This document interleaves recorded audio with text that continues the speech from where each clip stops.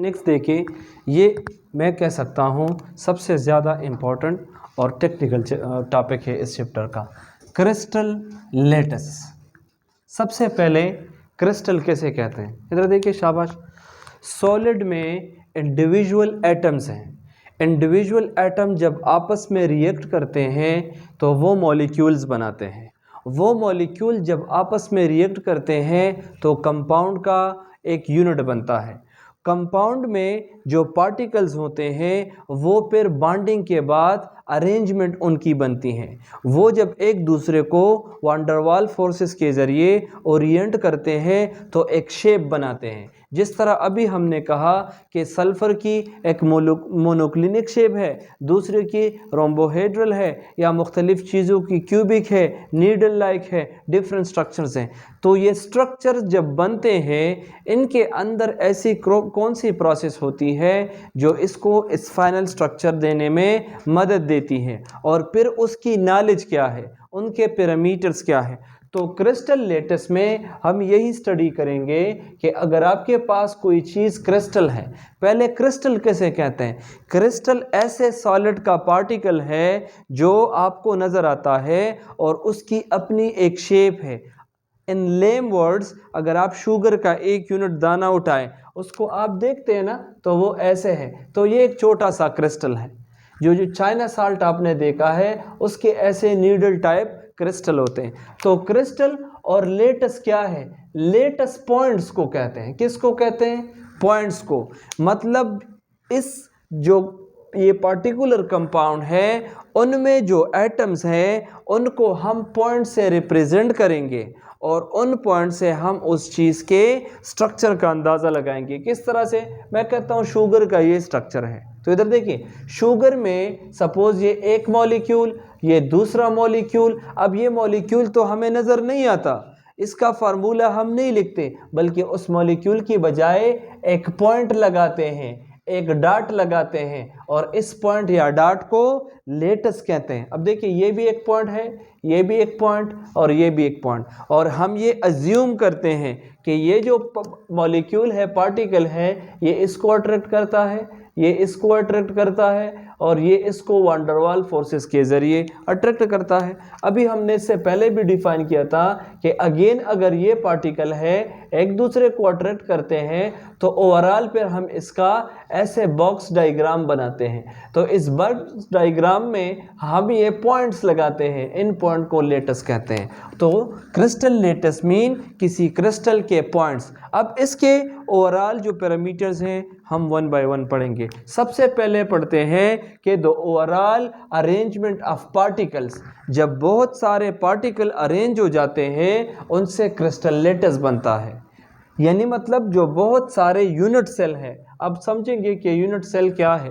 अब एक जो शुगर पार्टिकल है, इसमें से ऐसा एक क्यूब नहीं होता, हज़ारों के, लाखों के, करोड़ों के क्यूब्स हो सकते हैं, लेकिन एक जो इंडिविजुअल क्यूब है, उस एक इंडिविजुअल क्यूब को यूनिट सेल कहते हैं। तो जब बहुत सारे यूनिट सेल कंबाइन होंगे वो क्रिस्टल लेटस बनाएंगे, और जब बहुत सारे क्रिस्टल लेटस कंबाइन हो जाते हैं तो हमें सामने आने वाला नज़र, जो हम सामने नज़र आता है, उसे फिर हम क्रिस्टल कहते हैं। तो देखिए क्रिस्टल लेटस क्या है, लोकेशन ऑफ एटम्स या particles that represent the framework, जो ओवरऑल फ्रेमवर्क बता देता है, इन पॉइंट्स को हम क्रिस्टल लेटस कहते हैं। अब देखिए लेटस क्या है, लेटस असल में डॉट्स हैं, पॉइंट्स हैं, और ये डॉट या पॉइंट्स हमें एक यूनिट सेल के बारे में बता देता है। अब अगर सामने वाला शुगर जो है वो आपको नज़र आता है तो उसमें एक ऐसा क्यूबिक शेप होगा, जो एक इंडिविजुअल क्यूबिक शेप है उसको यूनिट सेल कहते हैं। क्या कहते हैं, यूनिट सेल। और इस तरह बहुत सारे हज़ारों लाखों के यूनिट सेल जब कंबाइन होंगे उससे वो क्रिस्टल बनेगा, वो बड़ा वाला पार्टिकल बनेगा। तो हम कहते हैं the individual unit of a crystal is called unit cell. और ये स्पेसिफिक अरेंजमेंट में होते हैं, बाज़ चीज़ के क्यूबिक शेप होंगे, बाज़ के आर्थोरोम्बिक, रोम्बोहेड्रल, इसके अलावा मोनोक्लिनिक, डिफरेंट शेप होंगे, जिससे हमें उस सॉलिड का आइडिया होगा। इसको डिस्कस करने से पहले हम कुछ सिस्टम पढ़ेंगे। तो उस सिस्टम के लिए आपने सेल पैरामीटर्स याद रखने हैं। सेल पैरामीटर से ये मुराद है, अब जब हम ऐसे यूनिट सेल ड्रा करेंगे तो देखिए ये यूनिट सेल मैं ऐसे ड्रा कर सकता हूँ, मगर ये तो मैं ऐसे भी ड्रा कर सकता हूँ, यही यूनिट सेल में ऐसे थोड़ा सा एलंगेटेड भी ड्रा कर सकता हूँ। इसके लिए कौन से उसूल हैं? तो 2 उसूल हैं। नंबर 1, ओवरऑल सेल पैरामीटर 6 है, तो 3 एजेस और 3 एंगल्स, यानी एजेस को हम ABC से रिप्रेजेंट करेंगे और एंगल्स को अल्फा बीटा गेमा। इससे क्या मुराद है? इससे ये मुराद है, अगर ये मैं एक सेंटर ले लूँ, सही है, इस सेंटर का जो पहला किनारा है इसको मैं कहता हूँ A, जो दूसरा किनारा है इसको मैं कहता हूँ B, जो तीसरा किनारा है इसको मैं कहता हूँ C। तो ये 3 किनारे हैं ना, किनारों को हम एजेस कहेंगे। अब इन दोनों के दरमियान जो एंगल है वो अल्फ़ा, इन दोनों के दरमियान जो एंगल है वो बीटा, और इन दोनों के दरमियान जो एंगल है वो गेमा। तो देखिए जब आप कोई भी यूनिट सेल बनाते हैं, सपोज ये वो यूनिट सेल है, तो हर यूनिट सेल में ये 3 चीज़ें आपको नज़र आएंगी। इधर देखिए, अगर ये सेंटर कंसिडर करें, इधर देखिए शाबाश, तो ये जो पहला लाइन है ये वाला, ये एज ए, किनारा ए, ये एज बी, और ये कौन सा है? एज सी। अब इन दोनों के दरमियान जो एंगल है अल्फ़ा, इन दोनों के दरमियान बीटा, इन दोनों के दरमियान गेमा। तो ये सेल पैरामीटर हमें कुछ पार्टिकुलर शेप बनाने में अब हमारी हेल्प करेगा। अच्छा इधर देखिए, जो सिस्टम्स हमारे पास है क्रिस्टल के लिए, यानी जो नेचुरल चीज़ें कायनात में क्रिस्टल फॉर्म में है या हम लेबॉर्ट्रीज़ में बनाते हैं, उनके जो शेप्स हैं क्रिस्टल के वो 7 किस्म के बन सकती हैं। उसमें नंबर 1 जो सबसे सिंपलेस्ट है और सबसे ज़्यादा कॉमन है वो है क्यूबिक। क्यूबिक से मुराद ये है, अगर आपके पास ऐसा सिस्टम हो कि अगर आप कॉर्नर से उनके ये 3 एजेस ले लें और ये तीनों के तीनों जो एजेस है इनका जो डिस्टेंस है, ये जो लेंथ है, अगर सेम हो, अगर तीनों का लेंथ सेम हो और ये एंगल भी तीनों एक दूसरे के सेम हो और 90 के इक्वल हो, ऐसे सिस्टम को क्यूबिक सिस्टम कहते हैं। तो देखिए हम कह सकते हैं, अगर आप ऐसा क्यूबिक सिस्टम कंसिडर करें कि ये एक क्यूबिक सिस्टम है, तो अगर ये साइड इक्वल हो इस साइड के और ये जो दूसरा साइड है ये इक्वल हो इस तीसरे साइड के, और ये तीनों एंगल भी 90 हो, तो ये आपके पास क्यूबिक सिस्टम हो सकता है। ज़रा रजिस्टर दे दें। अगर इनको हम, चूँकि अब मॉडल है नहीं, लेकिन अगर ऐसा क्यूब बनाया जाए ऐसे, तो देखिए इसका ये साइड इस साइड के इक्वल होगा और फिर ये इस तीसरे साइड के इक्वल होगा, और इन दोनों के दरमियान भी एंगल 90, इन दोनों के दरमियान भी, और ये दूसरे तीसरे के दरमियान भी 90। तो ये सिस्टम क्यूबिक सिस्टम कहलाया जाएगा, और इसकी बेस्ट एग्जांपल है सोडियम क्लोराइड। नेक्स्ट आपके पास है टेट्रागोनल। अब टेट्रागोनल भी इसी तरह का एक सिस्टम है, उसमें ए और बी, अगर इस साइड को ए कंसिडर किया जाए और इस साइड को बी कंसिडर किया जाए, ये दोनों साइड इक्वल होते हैं, मगर जो सी साइड है वो इसके इक्वल नहीं होता। तो जब 2 साइड इक्वल हो मगर तीसरा इक्वल ना हो और एंगल अगेन वही सेम हो, ऐसे सिस्टम को हम टेट्रागोनल कहते हैं। तो देखिए इसका क्यूब ऐसे बनेगा। इधर देखिए ये दोनों साइड्स एक दूसरे के इक्वल है, मगर ये वो छोटा साइड है, तो अगर आप इसका क्यूब बनाएंगे तो ऐसे क्यूब बनेगा। इधर देखिए शाबाश, ऐसे, सही है ना। यानी यही अगर हम डस्टर ले लें और देखिए ये कंसिडर करें, और अगर हम ये सपोज करें कि ये साइड और ये साइड इक्वल है मगर तीसरा साइड इक्वल नहीं है, या ऐसे कंसिडर करें, इधर देखिए कि ये साइड और ये साइड इक्वल है मगर ये जो पीछे की तरफ साइड गया है वो तीसरा इन 2 के इक्वल नहीं है, तो ऐसे सिस्टम को टेट्रागोनल कहते हैं। और इसकी एग्जांपल आपके पास है टाइटेनियम डाइऑक्साइड का एक फॉर्म है, उसे रोटाइल टाइटेनियम डाइऑक्साइड कहते हैं। अच्छा नेक्स्ट आपके पास है आर्थोरोम्बिक।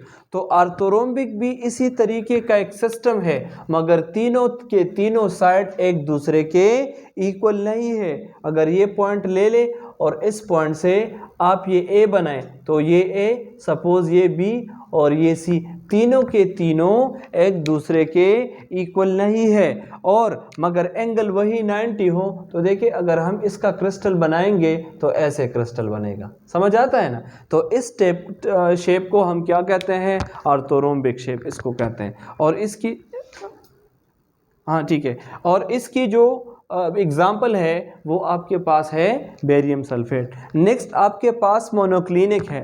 मोनोक्लिनिक वो शेप है कि उसमें तीनों के तीनों साइड्स इक्वल नहीं होते, लेकिन दो एंगल इक्वल होते हैं 90 के, और तीसरा एंगल 90 के इक्वल नहीं होता।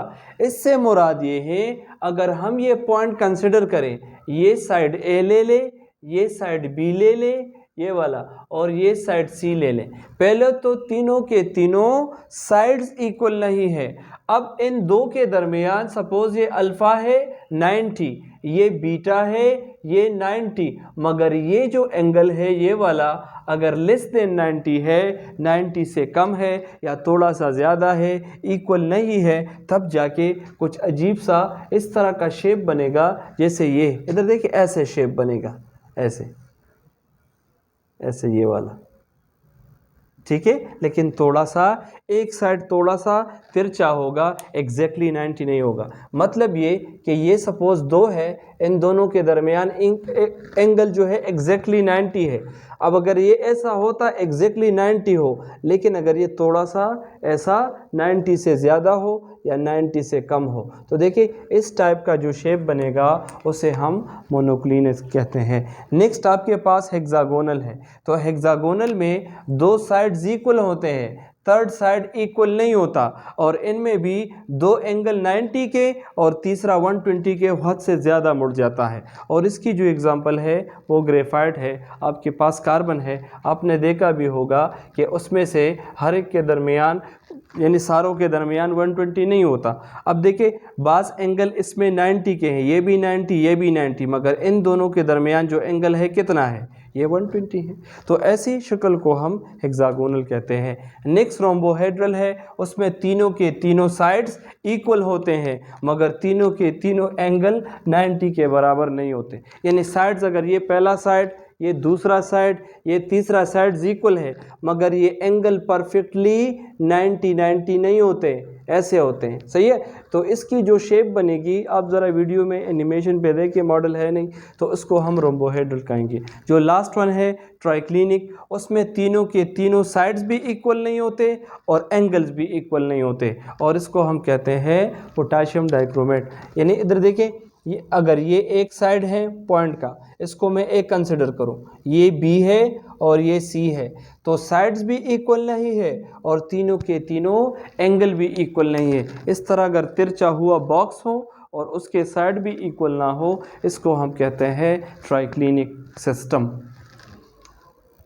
अच्छा, अभी जो हमने क्यूबिक सिस्टम पढ़ा, तो क्यूबिक सिस्टम की डिफिनीशन हमने ऐसे की कि एक ऐसा सिस्टम कि जिसके एजिस पैरामीटर यानी साइड्स इक्वल हो, ए बी सी का लेंथ इक्वल हो और तीनों के दरमियान एंगल भी इक्वल हो, यानी ये भी 90 ये भी 90 और सपोज़ ये भी 90, तो ऐसे सिस्टम को हम क्यूबिक सिस्टम कहते हैं। ऐसे जिसमें सारे के सारे साइड और सारे के सारे एंगल एग्जैक्टली इक्वल हो, ऐसे सिस्टम को क्यूबिक सिस्टम कहते हैं। इस क्यूबिक सिस्टम की तीन टाइप्स हैं।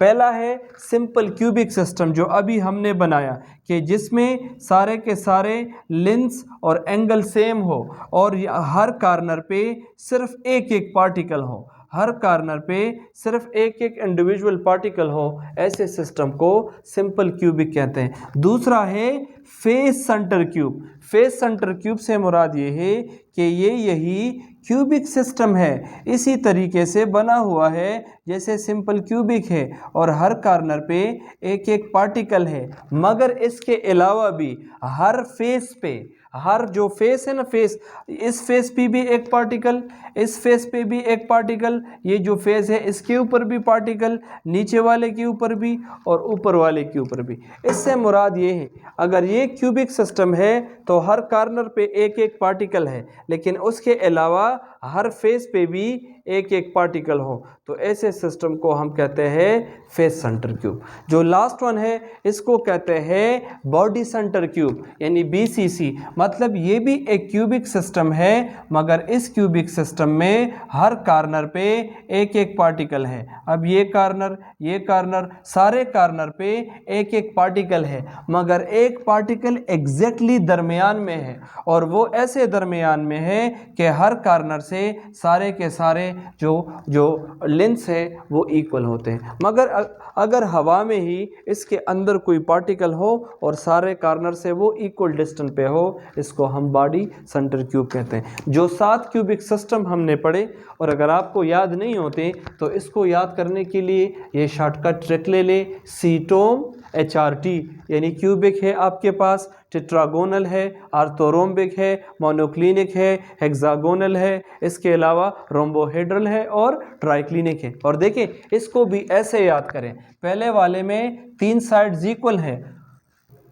अच्छा, तो इसको ऐसे ही याद करें कि पहला सिस्टम है, पहले तो सीटोम HRT फार्मूला याद रखिएगा, तो पहले खुद लिख लें ऐसे, सीटोम HRT, सही है ना, यानी केटोम HRT, केट C और टॉम एंड जेरी का कार्टून तो देखा होगा, और ये HRT। अब देखिए क्यूबिक में तीनों के तीनों साइड्स इक्वल होते हैं और तीनों के तीनों एंगल भी इक्वल होते हैं। इसमें 2 साइड इक्वल हैं और एक इक्वल नहीं होते, और एंगल वही के वही 90 होते हैं, तो इसको याद रखना अब इजी है।